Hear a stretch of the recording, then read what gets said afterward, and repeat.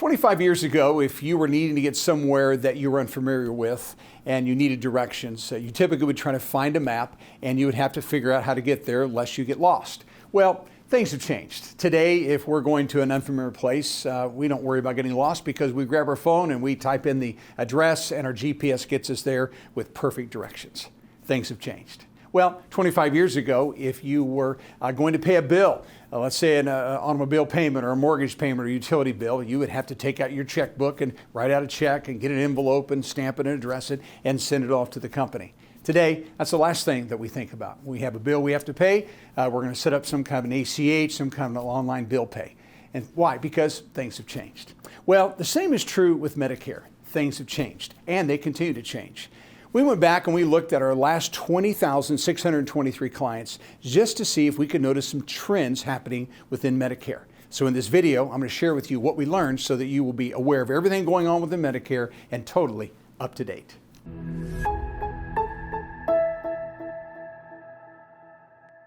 So as we talk about what's happening in Medicare today, I thought it'd be interesting to look back and see really some of the things that have changed in this whole Medicare process. So let's look up first off about enrolling into Medicare. The old days, very interesting. In order for you to enroll into Medicare, you had to make arrangements with a local Social Security office. Many times those had to be face-to-face appointments. And then they changed and started allowing you to have these phone appointments. And of course, that was very helpful. But everything we did typically had to be submitted on paper. In order to do anything with Medicare, we'd have to mail those papers in, fax them in, or drop those off at a local office. So the point is, the process is very lengthy and took a lot of time as well. Well, today things are different. In order to set up Medicare, we can literally do it in less than 30 minutes. All you have to do is set up an SSA.gov account. That's going to take a few minutes, and then you can actually enroll in a Medicare A and B online. I've done this thousands of times, and I can probably do that in about 5 minutes and set up an SSA.gov account in about 10 minutes. So the point is very, very expedited today, 20 to 30 minutes maximum. Okay, so very, very easy to get our Medicare enrollment. The card shows up in our mailbox within usually about 3 to 4 weeks. Okay, so that is today with enrollment. Let's talk about learning about Medicare. Again, this whole system has changed as well. In the old days, what happened is you typically, again, would learn about Medicare in a local Social Security office or maybe calling 1-800-MEDICARE, or they would send you a Medicare New book. Everyone got Medicare New books once they approached 65. They're a book about probably 130, 140 pages or so. They don't even mail those out any longer. We can get them digitally, of course, but they don't mail those like they used to. Number three, a lot of community workshops. In fact, for years, I did them. We would have 50 to 200 people show up at different workshops. Very, very popular. But that's what you had to do to learn about Medicare, or you had an in-home agent. In fact, when I started this business was primarily done at kitchen tables, and I went home to home and worked really very hard doing that. And again, that's how you learned about Medicare, through an agent appointment. And then it was interesting, in the old days, we also had these provider directories. Every company put out a provider directory once a year, as well as their formularies as well. And of course, those things went out of date. They're very cumbersome as well. So that was the old days. And then paper applications again. I can remember when I'd run appointments in people's homes, 5 or 6 every day, and then I would go home in the evening and then start faxing in all the applications. Okay, it took a lot of time to do that. Well, today things are totally different. Of course, now we have all kinds of educational resources. That's, of course, how we met you through YouTube channel, Facebook groups, those kinds of things. And now what we have online comparison tools, so we can quickly look at all the plans at a glance through some of your benefits, and we can really analyze those plans very, very quickly today. Why? Because we have online directories. We don't have to look things up the old-fashioned way. We can type in meds to find the right formulary, and then we can find the providers as well. Okay, so very expedited process. And now, and really this happened because of COVID, insurance companies allowed us to start doing business by phone. Didn't have to be face-to-face, so we do phone consultations, and then we send you an email, and you e-sign that. Process is done. So again, a huge change in our business. So learning about Medicare, enrolling into Medicare, those have certainly changed, but there's something else that's changed, and that is your Medicare insurance options. Medicare became law in 1965. In 1966, Medicare began to initiate plans. And there were not a lot of options in that day. Basically, what you had was you enrolled in A and B, and then you could get some kind of a supplemental plan. And there were literally hundreds of different supplemental plan options, meaning different insurance companies had different plans, very much like it would be with the underage market today. So lots of them. And then Medicare, about 30 years later, decided they need to standardize these Medigap plans because it was very confusing. And I'm sure there was certain things that were probably fraudulent going on as well because there were so many of them. So they said, no, we're not going to do that anymore. We're going to have standardized plans. And that, of course, brought some reasonableness to the MedSup market.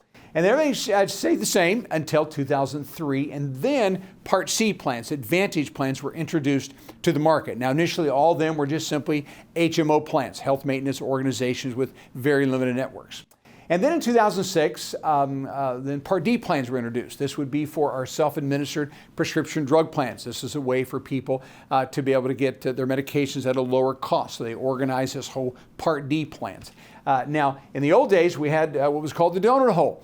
And the donut hole just meant in the zero hole, you had no coverage when you got to the donut hole. Now, not everybody got there, but those that had expensive meds got there. It was still very, very expensive. And then little by little by little, they began to phase out that donut hole. All right, now let's look at today. So we progressed here, almost 60 years of time. And so now we have today's Medicare. We have 10 standardized Medigap plans. So the consumer can look at those options, whether it's an F plan, a G plan, an M plan, whatever it is, but they know their coverage is the same based upon the letter that they buy. Now the premiums vary, of course, company to company, but the plans are standardized, which makes it very much easier for the consumer to make comparisons. And now what we also have, the donut hole is gone today. We don't even have that. And so what happened this year, Medicare set a max out of pocket for anyone that's on a prescription drug plan. The most you would spend, including your deductible and your out-of-pocket expenses, if a medication is in formulary this year, the most you'll ever spend is $2,000. That's the annual max cap. Now, next year in 2026, it's going to go to $2,100. But it just simply means people that have real expensive medications that could be $10,000 or maybe $20,000 a month, they'll never spend that because now there's a limit of $2,000 again next year, $2,100. And then Part C plans started in 2003, but now we have thousands of them, throughout the country. They say the average market has about 40 different Advantage plans. And so what happens when people have Medicare Advantage plans, they can actually buy those one of two ways now. They can buy it as an MAPD, which means MA is the Medicare Advantage portion, inpatient, outpatient. The PD means prescription drug plan. That Part D plan is included with that Advantage. Or they can actually buy it without a Part D plan. And this would be for people that the MA only option is for people that can get their meds at some other credible source, meaning VA or TRICARE, or they're retired from the civil service. They have FEHB, or maybe they have a union plan or an employer plan. And so they can buy an MA-only plan and get their drugs somewhere else. And now what we have, not just HMOs, those still are around, but now we have HMOs and HMO POS. Point of service means you can go outside of the network in certain situations. PPOs, again, in and out of network benefits. And then we have what's called dual SNP plans. This is when someone is eligible for Medicare and Medicaid, dual eligible special needs plan. Medicare Advantage plans that are designed specifically for those people that have both Medicare and Medicaid. And then we have C-SNP plans. These are chronic special needs plans. So people have certain chronic conditions, diabetes, maybe COPD, heart issues, those kinds of things. There's Medicare Advantage designed specifically for those people with those conditions. All right. And then, of course, all these different plans have different perks. We'll talk about those here in just a few minutes. But you can see from 1966 to today, almost 60 years ago now, Medicare has changed drastically. All right. Now that brings us then to our last 20,623 clients. What has happened with them? All right, and so let me just show you what's happened with these last clients. First off, I'm going to kind of start from the lowest plan up to the highest plan. And so what we have of those clients, 3,410 of them actually enrolled in Plan N. This is a supplemental plan. Talk a little bit about that in just a minute. But Plan N, we had that many people that 16% of our clients chose a Plan N. And then when it comes to C plans, remember these are the Medicare Advantage plans. We had almost 5,500 of them, 27% of our clients chose to be enrolled in an Advantage plan. Again, that could be an MAPD or it could be an MA-only plan. And then at the top would be the G plan. Again, 57% of people this year, of this last 20,000 clients, selected Plan Gs as their coverage. All right, so let's kind of see how this has changed over the years. Now let's look at 2024 and 2023. Look what happened with end plans. This year it's been 16%. Last year, 8% and 4%. So this is actually 4 times the amount of people getting end plans than they did back in 2023. Look at the C plans. Again, there's been growth in that. Grew 3%, now 6%. More people getting the Advantage plans. And then when it comes to G plans, notice they actually have gone down. It's still the most popular plan, not just with our firm, but others in the country. But look how that has gone down. And you'll see here in a few minutes why that is. All right, so you kind of see the trend that's going on with our clients. Now, I thought this was also interesting. Let's look at some nationwide numbers. Okay, look at this. Remember these Advantage plans, the MAPDs, MA-only plans? Look at that. 54% of all people have Medicare Advantage plans. Now, they're projecting that in 2026, that's actually going to go down to around 50% or even less. But a lot of people have Advantage plans. Now, when it comes to supplemental plans, combine them. This would be the G plan, the N plan, and a plan called the App plan. You're going to notice that 42% of all people have some type of a supplemental plan. So 54% Advantage, 42% then have the supplemental plans, and then you'll notice 4% then of all people just have A and B only. All right, so that's the trends for our 20,623 clients. Now let's look at the details of these choices. Hey, if you found this video helpful and you want to see more Medicare information just like it, then go below, right below the video, and you can give us a thumbs up as well as subscribe to our channel. And every time I put a new video, which is about 2 every week, you'll be notified of that video, and others just like you who need this vital information will get it as well. So here's the question.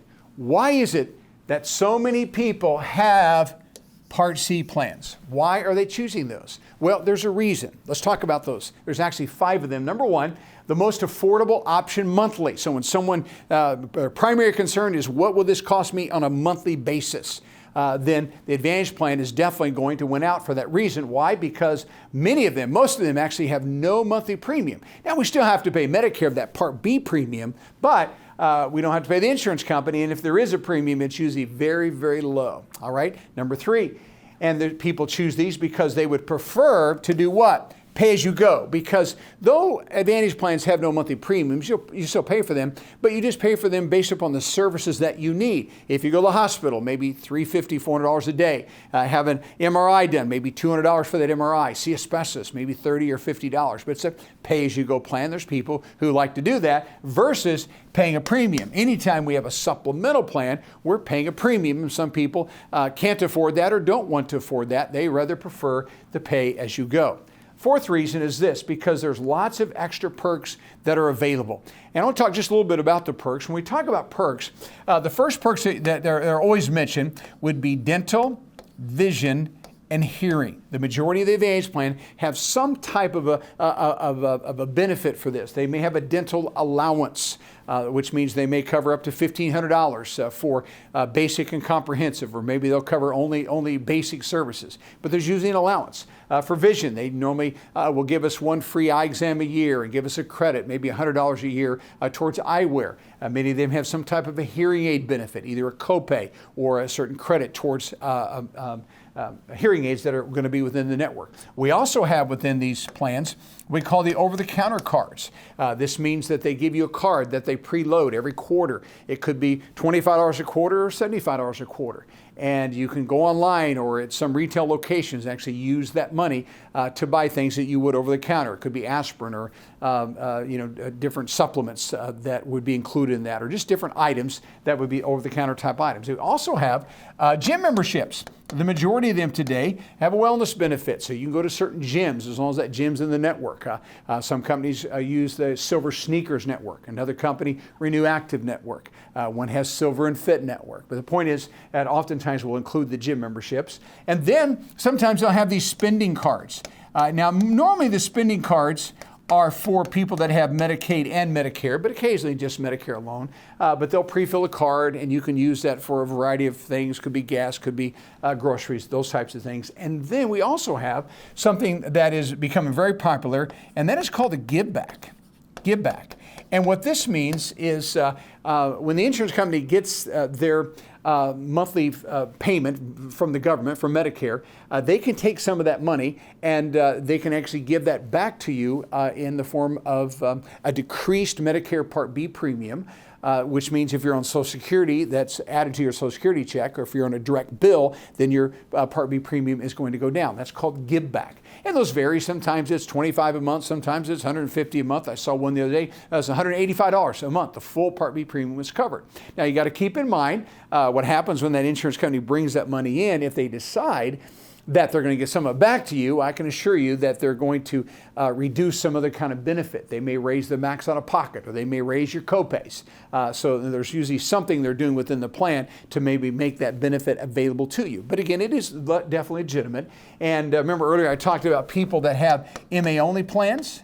That's when the actual give back is really, really good, because the insurance company doesn't have to cover your meds because you're getting them from VA or TRICARE or FEHB, so they'll give you a nice give back on that. All right, so the whole point is that's why people are using them. Then also, there's another main reason here, and in my opinion, this is probably one of the most important. We'll leave it to the last here, and that is because Advantage plans are actually promoted heavily by agents. Do you want to guess why? Well, it's very simple, because the commissions are higher on Advantage plans than they are on supplemental plans. And so there's many people that chase commissions, and so they're going to promote Advantage plans because they make more money. And again, it may be the best option for you, or may not be, but it's definitely the best commission for the agent. So agents like to push those. So those are the main reasons that people have C plans. All right, so that's why so many people have them, but I'm going to change just one letter in the title, and that's this. Why do so many people hate C plans? Now, clearly not everyone hates them. Some people love them. Over half of all people are on those plans. But there's some people that have had a bad experience, and they really, really dislike Advantage plans. So let's talk about why Advantage plans are disliked by so many people. Well, first off, because they're just simply local plans. It's a local plan, a local network of doctors and hospitals. If you go outside of that local area many times and you have a difficulty, health issue going on, people do not know exactly how to service those. Providers are unfamiliar with your plans, so that really can pose a problem for sure, because again, they're local instead of national. Number two, you have provider networks.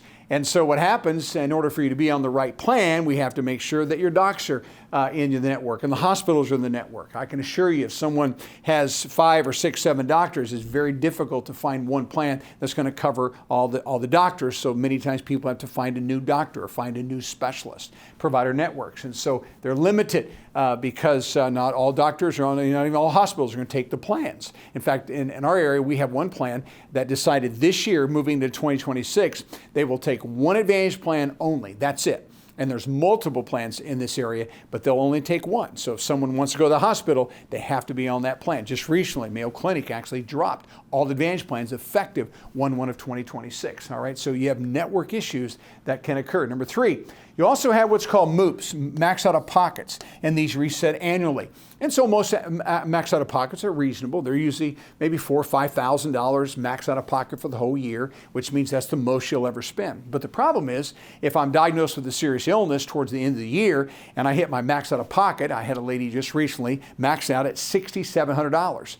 But what happened, her cancer treatment was not over, so the max out of pocket reset in January, and she's back to paying her copays. She hit her max within a couple months, another $6,700, right? And so these are going to reset annually. So we pay copays, we pay coinsurance until we hit the max, and then we're done for the year. But then again, it'll reset every January. Also, Advantage plans are not permanent. They're actually only good for 1 calendar year. 2 million people this year found out their plan wasn't permanent. That plan was actually terminated. The government has actually given these insurance companies the right to pull plans, to modify them in any way they want to from year to year. They're not a permanent plan whatsoever, nor are they portable. So you live in one state and you want to move to another state, you are not taking your Advantage plan with you. It's not portable. You have to get a different Advantage plan and find different docs and different network when you relocate. And then also pre-authorizations. This is probably one of the biggest issues today with Advantage plans. They say right now that 27% of the Advantage plans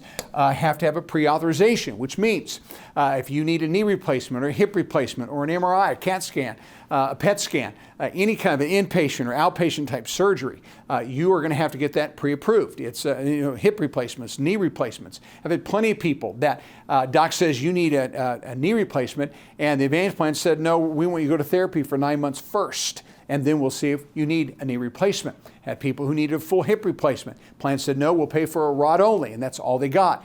And so the whole point is pre-authorizations, 27% of the services. And again, many times they will approve them, but sometimes they don't. Sometimes they delay and impose some other hoops you have to jump through to get something done, or they'll flat just deny services as well. And so again, that's why people sometimes will struggle with Advantage Plans, because of that pre-authorization process. All right? And then really the last part I want to mention here, and this is major, and that is this: switching plans. Switching plans. We have people that are on Advantage that would like to go to a Medicare supplemental plan, but if you've been on that Advantage plan for 1 year or longer, then what happens to move to a Medicare supplemental plan, you have to be approved medically. We have to go through medical underwriting to get that supplemental plan. So many people will start Medicare at 65. They like the perks, they like the price, the premium on an Advantage plan, and then they're planning to maybe move at age 70 or 68 when they start having some health problems. But if those health problems are so severe, now they can't move to a supplemental plan because they cannot pass underwriting. And that's a real problem today. And so that really is the major problem. But these are the reasons, 7 of them, why people have chosen, I just don't want to be on that Advantage plan. All right, so that brings us then back to our 20,623 clients. We just said 54% of all people in America are getting Advantage Plans, but notice our numbers.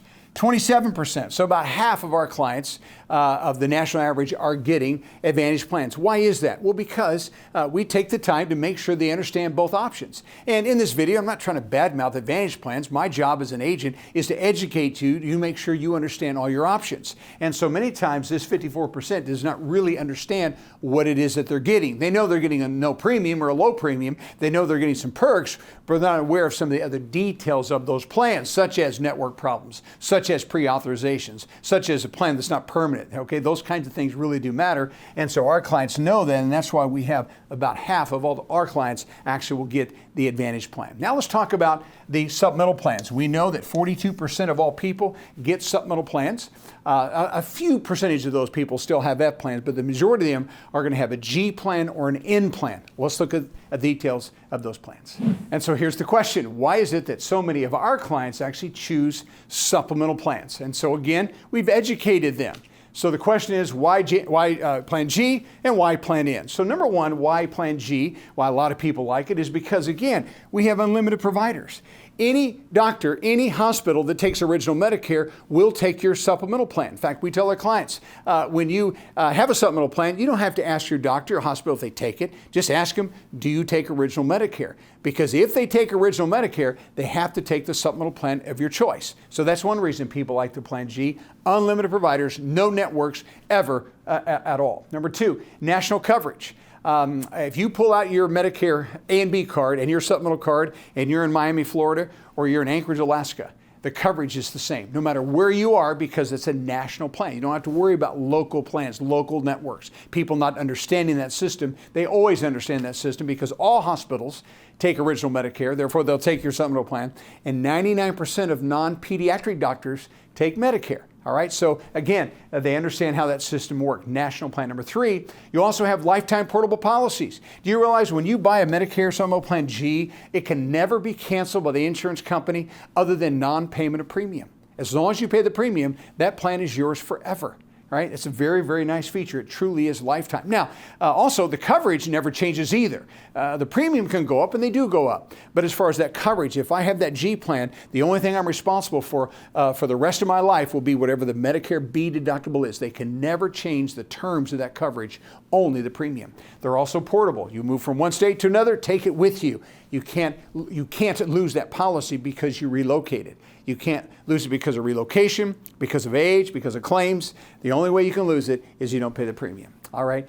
And then I want you to know, when there's fourth item here, and that is this. Notice there's no pre-authorizations by the MedSup company. If Medicare says that they'll cover something and the doctor says you need that, end of story. You're going to get that hip replacement, that knee replacement when you want it, when you need it. No questions on MRIs and CAT scans and PET scans. It's just not going to happen. That insurance company has no say-so whatsoever. They can't delay service. They can't deny service. If Medicare pays, they're going to have to pay because they're always following Medicare. They make no decisions with your healthcare services whatsoever. All right? And so those are the reasons people like Plan G. Let's talk about the reasons why people like Plan N. They're the same. These are identical. There's no difference at all between these benefits between the G and the N plan. There's actually one difference between G and N, and let me show that to you right now. So why do people get G plan? Because it is the most comprehensive plan available. Now, prior to 1/1/2020, there was another plan more comprehensive called the F plan. And anyone who started Medicare before 1/1/2020 could even get an F plan. They can't. Anyone after 1/1/2020 can get a G plan. It is the most comprehensive option available today. So that's why some will choose this. Well, why do people choose the N plan, which is also a great option? And it's because it is the most affordable. Has all the features of the G plan, and it's also going to be less expensive. I'm going to show you that here in just a second. So these are the wonderful benefits of supplemental plans, whether it's G or an N. So let's talk about these two differences. All right, so what you're looking at right now is what we call the Medicare grid. And these just simply represent the gaps that exist in Medicare. Medicare doesn't pay for anything 100% other than preventive services. That's it. So if you're getting something beyond preventive service, you have an illness, a disease, a diagnostic, something going on, you're going to have a balance of the bill. And that balance of the bill, we call a gap. It's your financial liability. And what you're going to notice on the A side of Medicare, we actually have 3 gaps.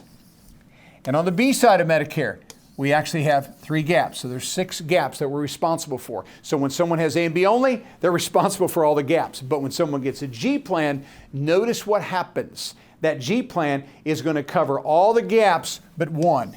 And that is called the Medicare B deductible. Now, I'm shooting this video. Today is November the 13th, Thursday, 2025. And so this is the B deductible this year, $257. I would suspect that that's going to go up next year. I have no idea what it's going up to with the government shutdown. We're not sure of our numbers yet for 2026, but I would say it's probably going to go to maybe $265, $270. I really don't know yet. But whatever the B deductible is, once a year we meet that. So anything coming through the B side of Medicare, if you have that G plan, you're going to have to meet that B deductible. The first $257 this year. If it's $270 next year, the first $270 coming through B is going to end up as a bill in your mailbox. And then after that, you have 100% coverage, okay? And that B deductible then resets every January. Once you meet it, you're done. As long as you've seen a Medicare provider and getting a service that Medicare covers, you'll never be out of pocket anything else other than the $257 and the premium that you pay for the G plan. All right, so that was the most comprehensive. Now let's talk about the most affordable, right? And so when we talk about the N plan, again, it's covering the gaps, same gaps. We have 6 gaps that exist in Medicare. And so what happens with the N plan? Well, you'll see that it covers 4 of the 6 gaps. And so it's going to cover everything but excess charges and that B deductible. Remember, G didn't cover that either. So like the G, you're responsible for the B deductible once a year on the N plan. But unlike the G covered excess charges. That's when a doctor can add 15% to the bill. Now, frankly, excess charges are very rare. 95% of all doctors can't even charge excess. They're under a contract that will not allow them to do so. 5% could, and even all those don't necessarily. So right around 3 to 5% of the time would we ever even see an excess charge. So again, it's very rare. Not saying it never happens, but it is not a very common thing to happen for sure. But the point is, if you have an N plan and you had excess, then you would have to pay that out of your pocket. And then with the N plan, we have 2 copays that you're responsible for. Again, they're very reasonable. Anytime that you would see a doctor, which means a primary care doctor, a specialist, any kind of a professional provider, you're going to have to pay up to a $20 copay. And then if you went to the emergency department, the emergency room, you would have a $50 copay you'd be responsible for. All right? And so you can see you take on a little bit more risk. Again, folks, this is so rare. And then you got a couple of copays as well. The G plan didn't have copays, didn't have to pay excess, just the B deductible. So that's the differences between those two plans. Now, you recall from our chart earlier when we talked about the trend happening within our company, we said in 2023, 4% of all people bought in plans, 2024, 8%, 2025, 16% have been buying in plans. And so the reason for that is because we're starting to see more and more of a price difference between the G and the N, and some people are capitalizing on that in plan because of affordability. All right. And so let's talk about some plans, and I'll close out the video after this. But we're look at some states in the West, in the Midwest, and then on the East Coast as well. Now, as I share these rates with you, I want to clarify something. Rates for supplemental plans in most states are based upon your age, your gender, your tobacco status, and your zip code where you live. All right. And so as I show you these rates, I want to make sure you know that I am quoting, this would be a lady, a female, that is turning 65, that is non-tobacco, that is not single, either married or has a significant other. We get household discounts for that. And so if you're a man, in some states, your rate a little higher, maybe $10 or $20. If you're single, it could be a little bit higher as well. So I want to clarify that. So I'm just trying to give you a range and kind of a feel for the differences between the G and the N plan. So let's start with the state of Arizona. You'll see Plan G, again, most comprehensive. Plan N, most affordable. Of course, what is it, about $35 difference a month? So they're going to save by doing the N plan about $420. And again, that's certainly substantial. In California, you can see G versus N, going to save about $360, not quite as much as you would in Arizona. At Washington, you're going to notice a little bit higher just because of some of the state laws within Washington that drive the prices up, $195 to $140. And by the way, just so you know, there were several carriers that were substantially higher than this, but there truly was someone at this particular rate. And again, you're going to save about $660 between the G and the N. And so again, why do people choose the N? Some of those people now, just because of that savings, they get all the benefits of the SUP, but going to put a little extra money in their pocket for very little risk. All right, now let's look at some Midwest states. Let's start with Texas, kind of Southwest, Midwest.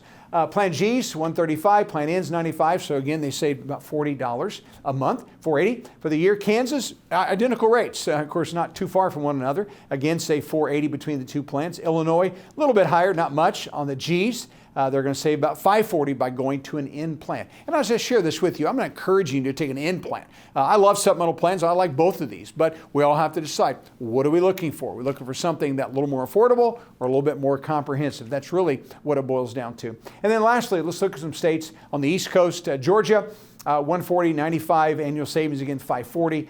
North Carolina, a little lower rates there.